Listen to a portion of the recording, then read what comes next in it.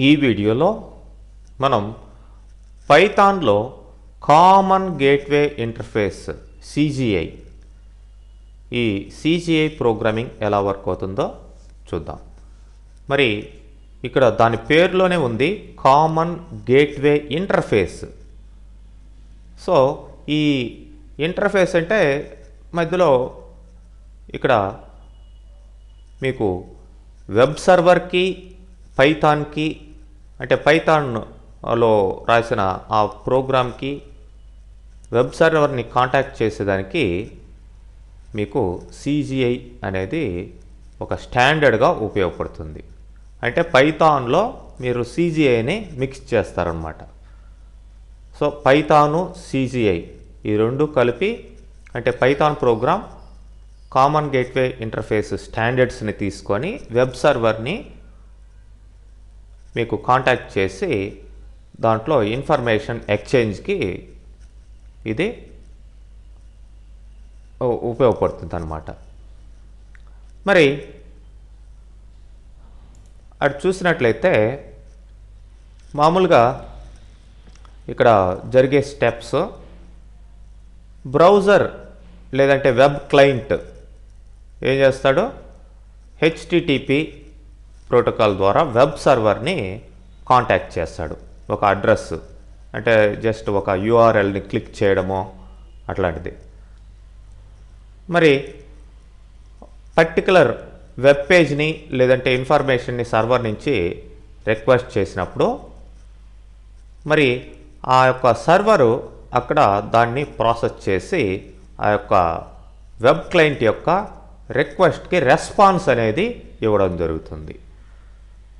మరి రెస్పాన్స్ అంటే data transferring కావచ్చు, లేదంటే వెబ్ పేజీ ట్రాన్స్ఫర్ కావచ్చు, ఇది చేస్తుంది. సో అట్లా చేసేదానికి మధ్యలో మీకు ఈ యొక్క పైథాన్కి సిజిఐ అనేది యూస్ఫుల్గా ఉంటుందన్నమాట. మరి ఇట్లా రెస్పాన్స్ కరెక్ట్గా ఇవ్వలేదు అంటే ఎర్రర్స్ అనేది వస్తాయి. అంటే మీరు అడిగిన ఇన్ఫర్మేషన్ కరెక్ట్గా లేకపోవచ్చు, అట్లాంటివి అన్నమాట. మరి జనరల్గా ఈ యొక్క సిజిఐ ఆర్కిటెక్చర్ డయాగ్రామ్స్ చూసినట్లయితే ఇలా వెబ్ క్లయింట్ లేదంటే ఇక్కడ వెబ్ బ్రౌజర్, వెబ్ క్లయింట్ అన్నా వెబ్ బ్రౌజర్ అన్నా ఒకటే, క్లయింట్ సైడ్ అన్నమాట. మరి ఇక్కడ వెబ్ సర్వర్కి వెబ్ క్లయింట్కి మధ్యలో హెచ్టిటిపి ప్రోటోకాల్ ఉంటుంది, hyper text transfer protocol. Information exchange చేసేదానికి ఈ ప్రోటోకాల్లో అంటే కాంటాక్ట్ చేసేదానికి ఈ ప్రోటోకాల్లో ఉపయోగపడుతుంది అనమాట, సర్వర్కి క్లయింట్కి లేదంటే బ్రౌజర్కి హెచ్టిటిపి సర్వర్కి. మరి ఇక్కడ సర్వర్ సైడ్ స్క్రిప్ట్ అనేది ఈ యొక్క బ్రౌజర్ కాంటాక్ట్ చేసినప్పుడు ఇక్కడ సర్వర్ సైడ్ స్క్రిప్ట్ యాక్టివ్ అవుతుంది. మరి ఈ సర్వర్ సైడ్ స్క్రిప్ట్ అంటే పైథాన్ ప్రోగ్రామ్ అనుకోండి. పైథాన్ ప్రోగ్రాంలో ఇక్కడ ఇంటర్ఫేస్గా మీకు సిజిఐ ఉపయోగపడుతుంది, కామన్ గేట్వే ఇంటర్ఫేస్. సో ఇక్కడ ఉన్న ఆ యొక్క వెబ్ సర్వర్లో ఉన్న డేటాబేస్ని యాక్సెస్ చేసి డేటాబేస్లో ఉండే డేటాని అంటే వెబ్ పేజెస్ కావచ్చు, రిమైనింగ్ డేటాని మొత్తం మీకు ఈ యొక్క రెస్పాన్స్ అనేది ఇవ్వడం జరుగుతుంది ఈ ప్రోటోకాల్ ద్వారా. ఎవరికి? బ్రౌజర్కి. అప్పుడు బ్రౌజర్కి ఇన్ఫర్మేషన్ అనేది రీచ్ కావడం జరుగుతుంది. ఇది జనరల్గా జరిగే ప్రాసెస్ అన్నమాట. మరి ఈ యొక్క వెబ్ బ్రౌజర్ని మనం ఆల్రెడీ ప్రతి సిస్టంలో కూడా చూసుంటాం. మరి వెబ్ బ్రౌజర్ అనేది కామన్. మరి వెబ్ సర్వర్ని మనం ఇన్స్టాల్ చేసుకోవాలి. రకరకాల వెబ్ సర్వర్స్ ఉంటాయి. ఇక్కడ మనకి అపాచీ వెబ్ సర్వర్ అనేది కామన్గా ఓపెన్ సోర్స్ సాఫ్ట్వేర్ కాబట్టి ఇది అందరూ కూడా యూజ్ చేస్తున్నారు అన్ని ఆపరేటింగ్ సిస్టమ్స్లో. కాబట్టి దీన్ని మనం ఇన్స్టాల్ చేసుకొని మరి దాన్ని కాన్ఫిగర్ చేసుకోవాలి కామన్ గేట్వే ఇంటర్ఫేస్ వర్క్ అయ్యే విధంగా. మరి అది ఎలానో మనం చూద్దాం. ఫస్ట్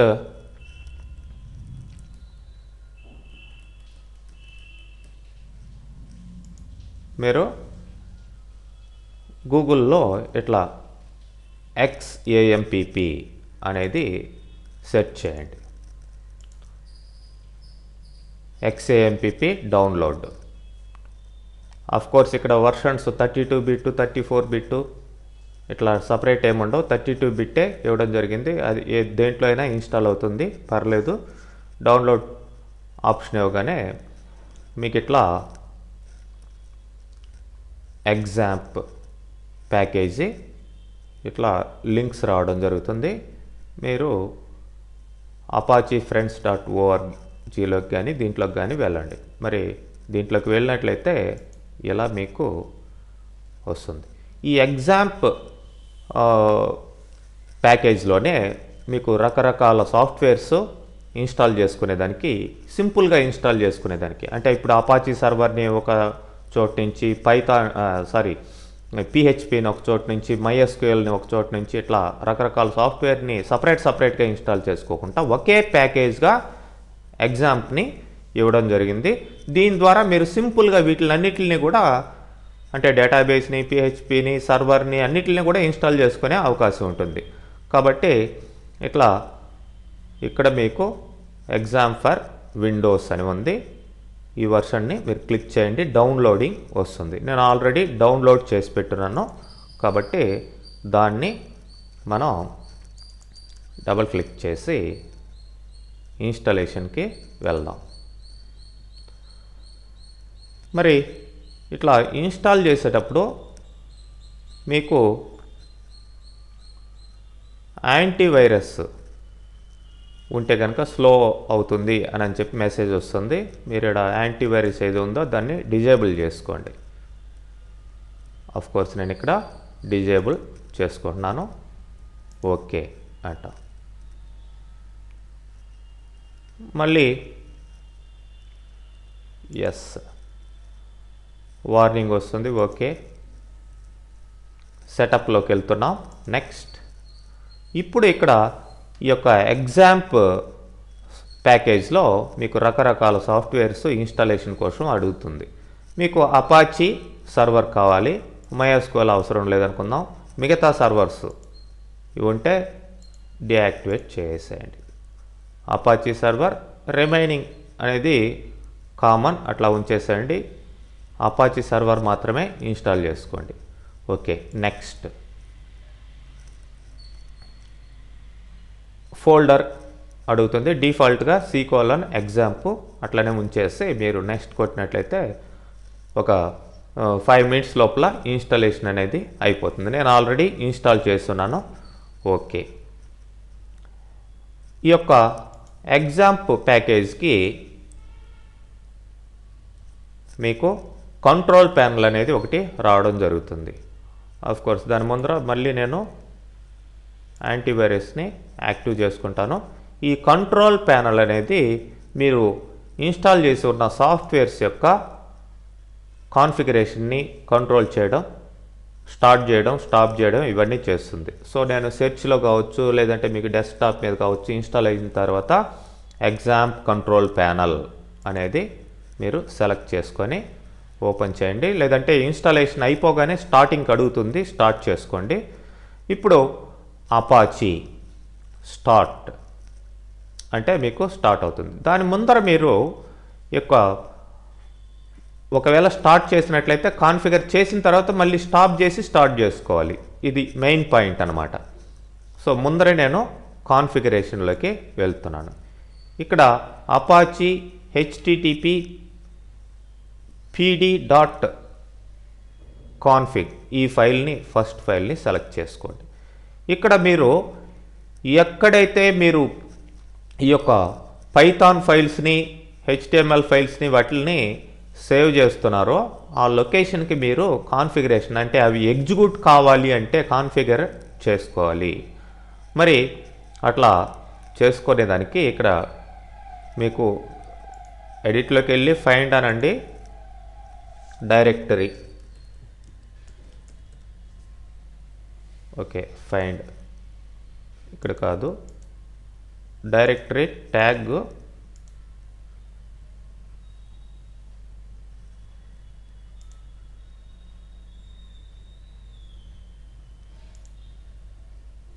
ఎంటీగా ఉంది, ఈ డైరెక్టరీ కాదు.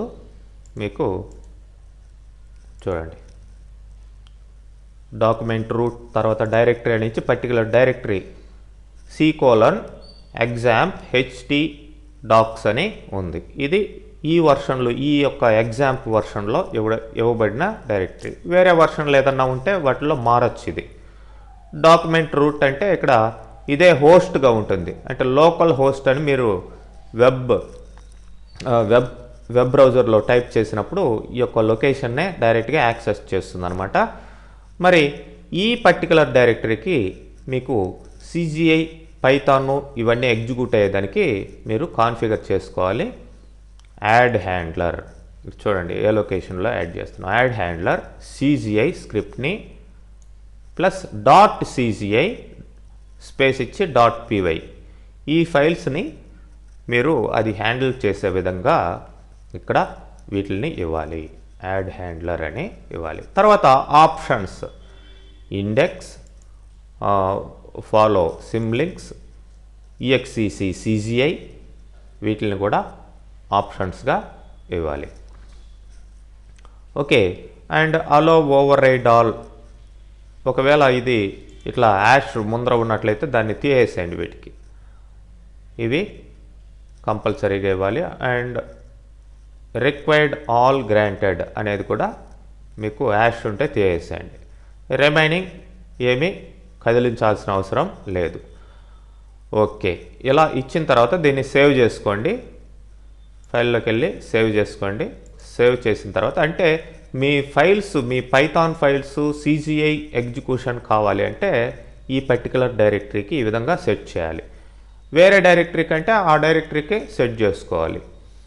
ఓకే, సింపుల్గా ఎలా ఉంటుంది.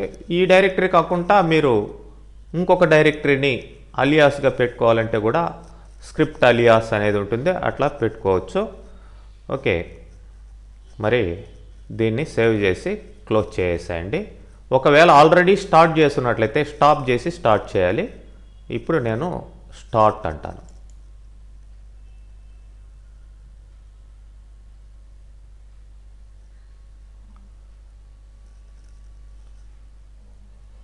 ఓకే, అయితే ఈ కాన్ఫిగర్ చేయక ముందర కూడా మీరు చెక్ చేసుకోవచ్చు అసలు అపాచీ సర్వర్ వర్క్ అవుతుందా లేదా.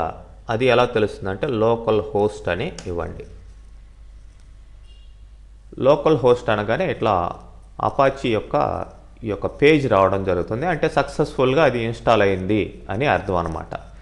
ఆ తర్వాత కావాలన్నా సరే మీరు కంట్రోల్ ప్యానల్లోకి వెళ్ళి ఈ కాన్ఫిగ్, ఈ యొక్క కాన్ఫిగరేషన్ ఫైల్లోకి వెళ్ళి డైరెక్టరీ ఏదైతే ఉందో ఇట్లా సెర్చ్ చేయకపోయినా సరే మీరు స్క్రాల్ చేసి తెలుస్తుంది. డైరెక్టరీ ఫస్ట్ వస్తుంది, ఇది కాదు. తర్వాత ఇది డాక్యుమెంట్ రూట్ అని డైరెక్టరీ అని. ఇక్కడ మీరు యాడ్ హ్యాండ్లర్, ఆప్షన్స్, అట్లనే ఇది over rides all, required all granted అంటే పర్మిషన్స్ ఇవ్వడం, అంటే మీరు ఎగ్జిక్యూట్ చేయాల్సిన పర్టికులర్ డైరెక్టరీకి ఫైల్స్కి, ఇవన్నీ కూడా మీకు సెట్ చేసిన తర్వాత సేవ్ చేసి స్టాప్ చేసుకొని మళ్ళీ స్టార్ట్ చేయండి కంట్రోల్ ప్యానల్లో ఆ యొక్క అపాచీ సర్వర్ని. ఓకే, ఈ విధంగా మనం సెటప్ చేసుకోవచ్చు ఈ యొక్క అపాచీ వెబ్ సర్వర్ని. నెక్స్ట్ వీడియోలో మనం ఈ యొక్క పైథాన్ CGI ఫైల్స్ ఎట్లా వర్క్ అవుతాయో చూస్తాం.